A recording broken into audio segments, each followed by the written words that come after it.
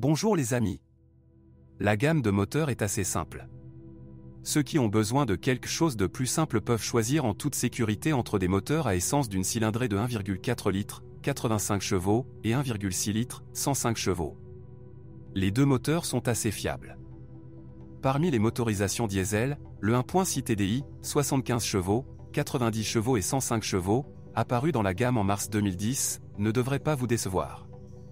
Le système d'alimentation Common Rail a remplacé les injecteurs pompes plus vulnérables, qui causaient souvent des problèmes, notamment une défaillance de la culasse. 1.2 HTP. Jusqu'en 2010, le 3 cylindres 1.2 HTP répondait à la norme Euro 4 et existait en deux versions, une 6 soupapes avec un arbre à cam et une 12 soupapes avec deux arbres. Le premier était marqué BBM et développait 60 chevaux, et le second, BZG/70 CH. Les moteurs à 3 cylindres sont déjà familiers aux propriétaires de Fabia MK1, où ils n'ont pas acquis la meilleure réputation. Plusieurs problèmes ont été résolus par le lancement du modèle de deuxième génération. Par exemple, une consommation d'huile élevée due à un catalyseur situé trop près du bloc moteur. La Skoda Fabia 2 dispose d'une protection supplémentaire sous la forme d'un bouclier en acier résistant à la chaleur.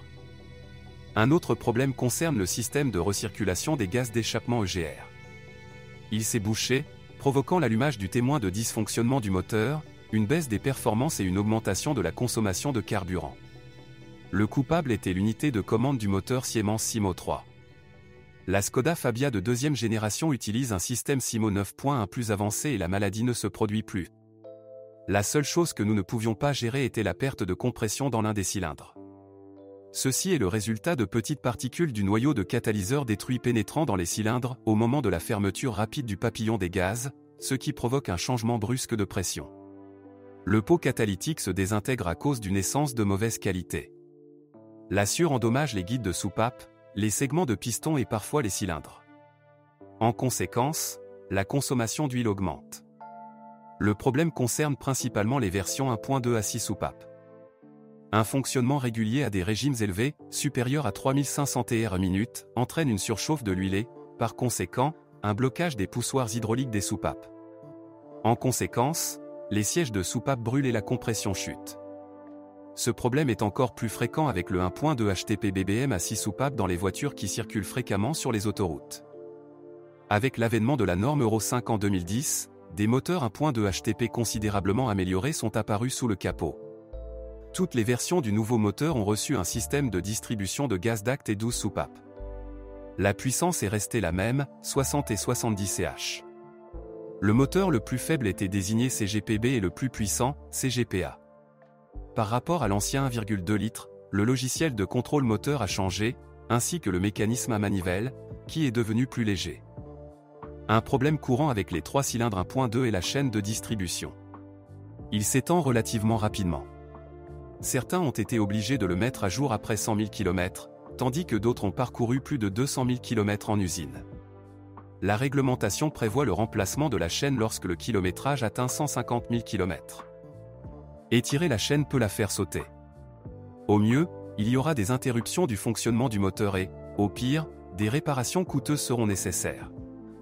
La situation est aggravée par un tendeur de chaîne de distribution qui manque de fixation. Il n'entre en service que lorsque la pression apparaît dans le système de lubrification.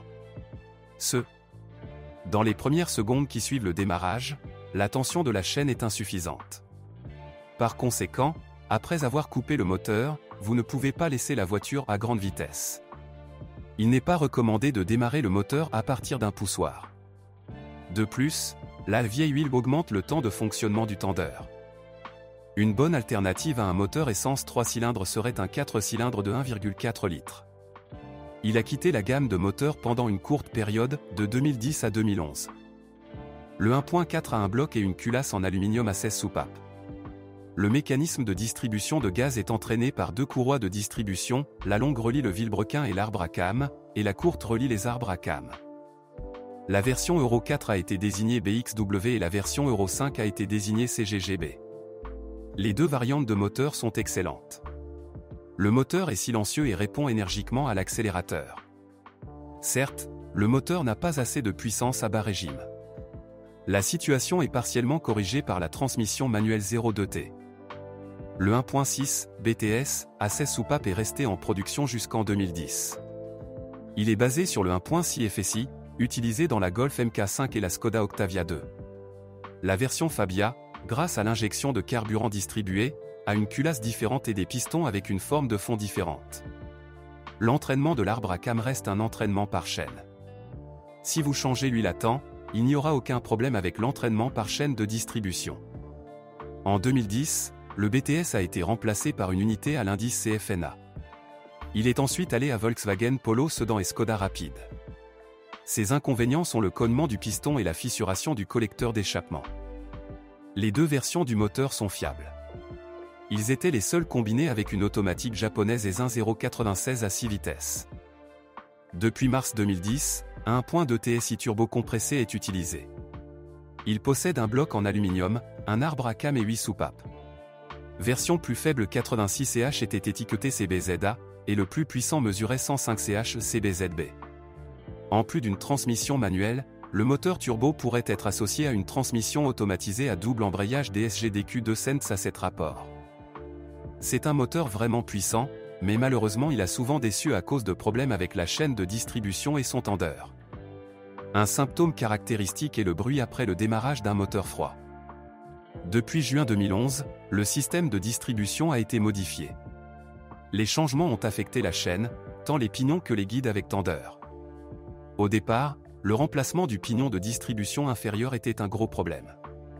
Par la suite, Skoda a équipé ses ateliers d'un dispositif permettant de retirer le pignon du vilebrequin directement sur la voiture.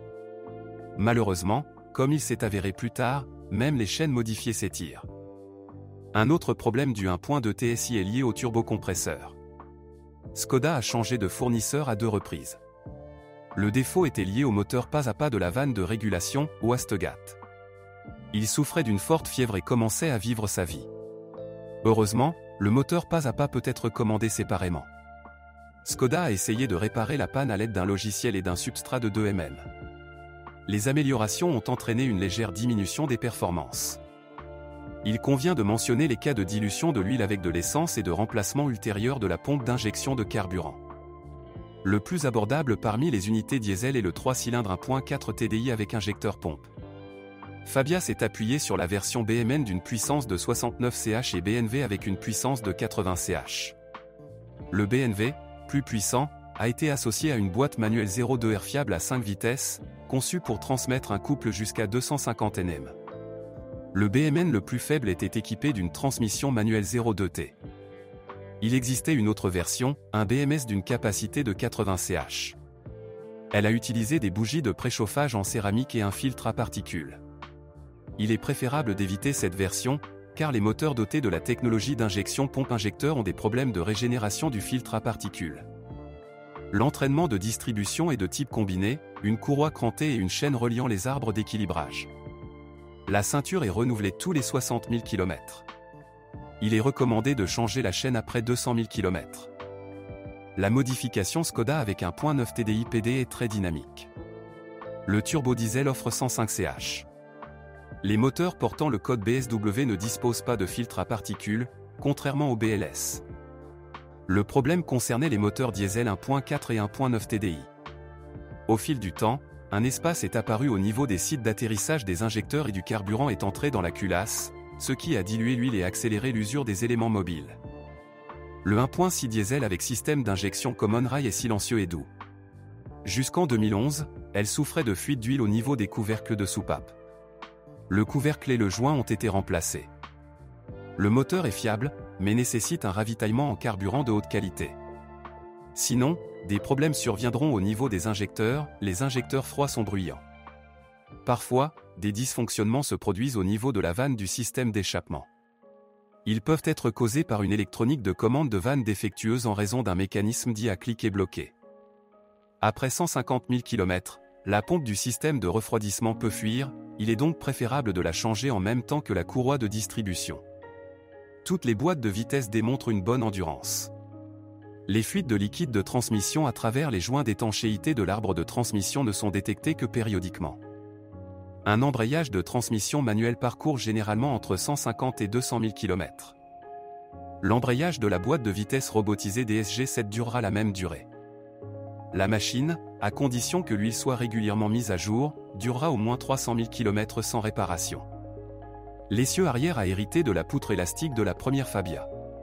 Ces blocs silencieux sont pratiquement éternels.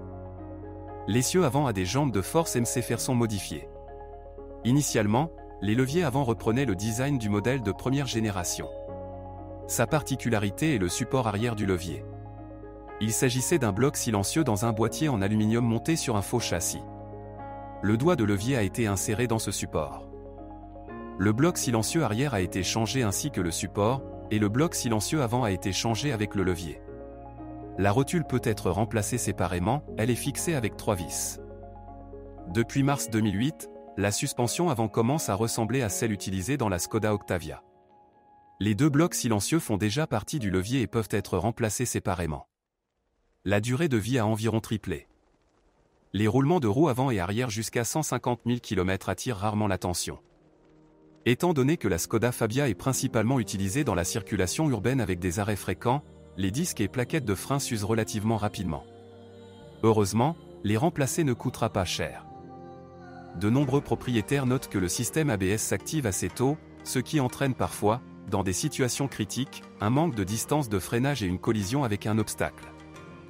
Avec l'âge, des plaintes surviennent concernant l'apparition de poches de corrosion au niveau du couvercle du coffre, des seuils, des portes et des passages de roues. Le bruit du vent et l'humidité traversant la porte d'entrée sont causés par une mauvaise installation, des dommages ou un mauvais alignement du joint de la porte. De plus, avec le temps, les joints usent la peinture des portes. L'eau pénètre par les grilles de ventilation. Ils sont situés sous les feux arrière et s'adaptent mal à la carrosserie. Le câblage dans l'ondulation est endommagé avec l'âge, ce qui entraîne des interruptions du fonctionnement du système de verrouillage centralisé, des vitres électriques, ainsi que des rétroviseurs électriques et chauffants. Après 100 à 150 000 km, des essuie-glaces défectueux peuvent nécessiter une attention particulière. Si le mécanisme arrière suffit généralement à être démonté et nettoyé, alors celui avant doit être changé, la tige tombe. Si vous connaissez d'autres dysfonctionnements de modèle, assurez-vous d'en parler.